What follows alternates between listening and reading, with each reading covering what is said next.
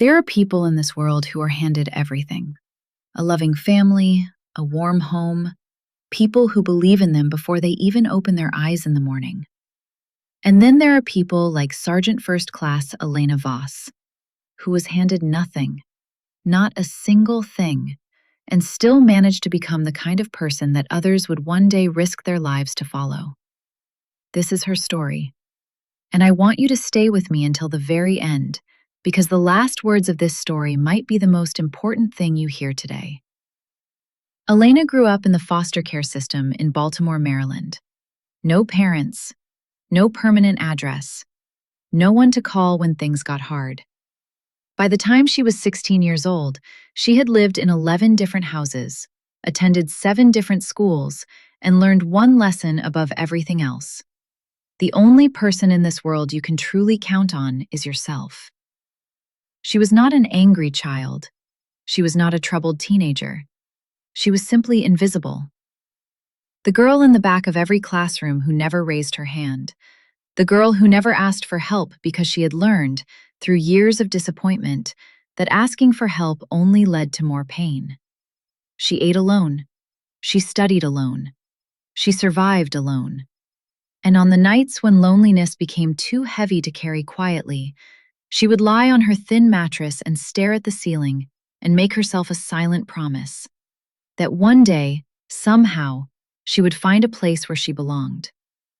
That day came when she was 17. A counselor at her group home handed her a brochure about the U.S. Army's delayed enlistment program. The counselor said it might give her structure, a future, a purpose. Elena almost threw it away. But that night, in a room she shared with 3 other girls, she read every single word of that brochure 3 times. And something inside her, something small and stubborn that had survived everything life had thrown at her, quietly caught fire.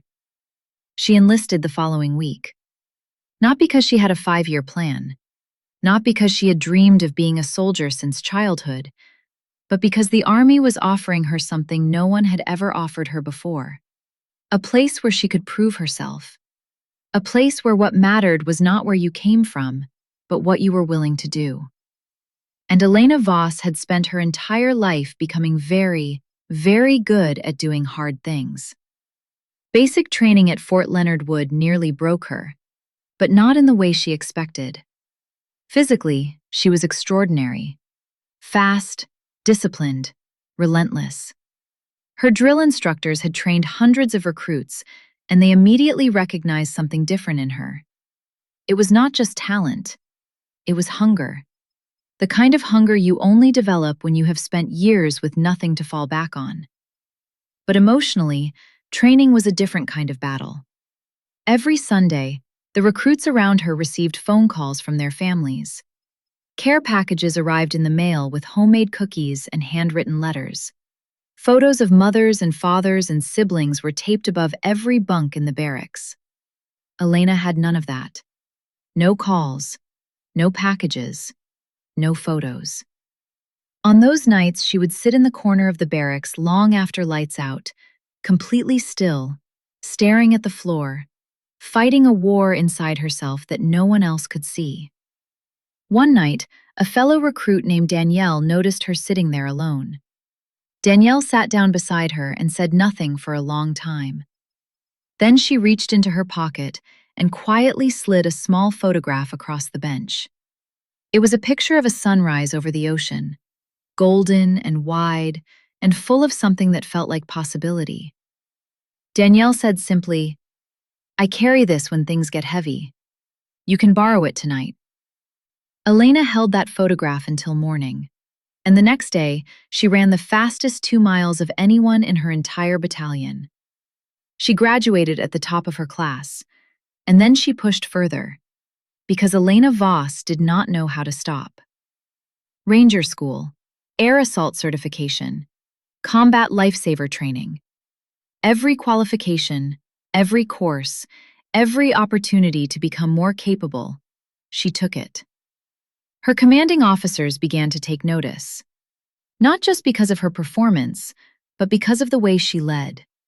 When things went wrong during training exercises, Elena did not panic, and she did not freeze. She got quiet, she got focused, and she got to work. Her soldiers trusted her completely, and by the time she was 26 years old, she was a sergeant first class leading a 12-person team in one of the most demanding combat support roles in the U.S. Army. The invisible girl from Baltimore had become someone that others depended on with their lives.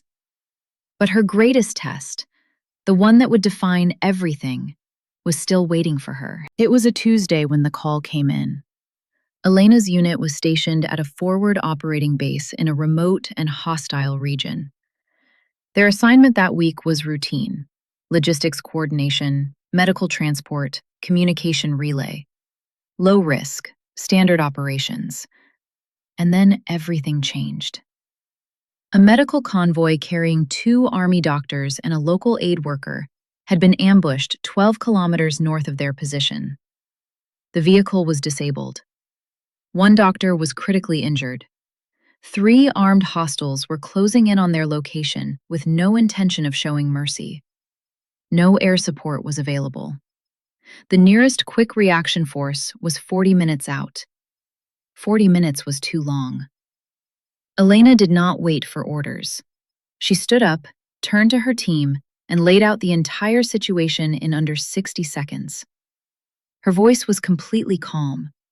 Her eyes were completely clear. And then she said 4 words that her soldiers would later tell their families about for the rest of their lives. I know the way.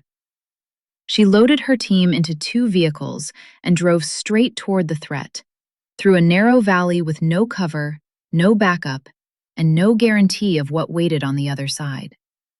Twice during the drive, her hands tightened on the steering wheel.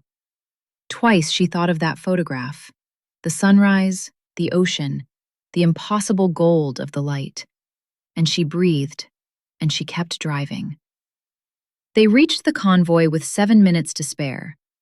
What followed was 11 minutes of the most controlled, most precise, most fearless decision-making anyone on that team had ever witnessed. Elena directed suppressing fire to push the hostiles back. She personally ran through an open kill zone to reach the injured doctor, lifted him over her shoulder, and carried him back to the vehicle, while enemy rounds struck the ground less than 3 feet away. She talked to the terrified aid worker the entire time, steady, low, calm, making sure he did not panic and run into the line of fire. She positioned her soldiers so that no one was exposed unnecessarily. She communicated constantly, clearly, without a single wasted word. When the hostiles retreated and the quick reaction force finally arrived 40 minutes later, they found Elena kneeling in the dirt beside the injured doctor, her hands pressed firmly over his wound, still talking to him quietly, still keeping him calm, still doing her job. The QRF commander looked at the scene and then looked at Elena. He had been doing this for 19 years. He had seen extraordinary things. But what he saw in her eyes in that moment, that absolute, unshakable calm in the middle of complete chaos, stopped him cold. The injured doctor looked up at the commander through blurred vision and said, through gritted teeth, "That woman just saved all of our lives." Elena came home to no parade, no family waiting at the gate, no crowd with signs and flags and tears. She walked off the transport plane alone, bag over her shoulder, and took a taxi back to base, the same way she had done everything her entire life, quietly and by herself. But 3 days later, at a small ceremony attended only by her unit and her commanding officers, Sergeant First Class Elena Voss received the Soldier's Medal, awarded for acts of heroism performed with complete disregard for personal safety. Her commanding officer read the citation aloud.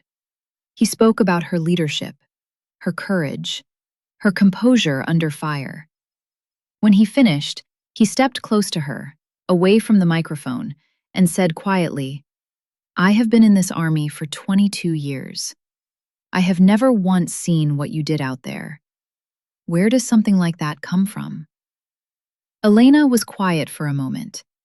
She thought about the group homes, the empty Sundays, the 11 houses and 7 schools, and the thin mattress and the ceiling she had stared at as a child, making herself promises she had no guarantee she could keep. And then she looked at her commanding officer and she said, "I spent my whole life with nothing. That means I've always had nothing to lose. And when you have nothing to lose, you fight for everyone else." The room went completely silent, and no one in it would ever forget those words. Here's what I want you to carry with you after this story. Elena Voss did not succeed because life was easy for her. She succeeded because life was hard for her, and she refused to let that hardness become an excuse. She could have looked at everything she lacked and used it as a reason to stop. Instead, she looked at everything she had survived and used it as a reason to go further. That is the difference between people who transform their pain and people who are consumed by it. It is not talent. It is not luck. It is a decision made quietly, made daily, made even on the nights when no one is watching and no one is cheering, to keep going anyway. Your background does not determine your destiny. Your past does not disqualify you from greatness. The hardest parts of your story are not the proof that you cannot make it. They are the foundation of why you will. Whatever you are carrying right now, whatever voice in your head is telling you that you are too broken, too late, too ordinary to matter, I want you to remember Elena Voss. Remember what she built from nothing. Remember what she did with 11 minutes and 4 words and a sunrise photograph she borrowed from a stranger. And then ask yourself, what could you do? If this story moved you, share it with someone who needs it today. Subscribe to Honor Tales for more stories of courage, sacrifice, and the kind of strength that only comes from the hardest roads. This has been Honor Tales. Until next time, stay unbroken.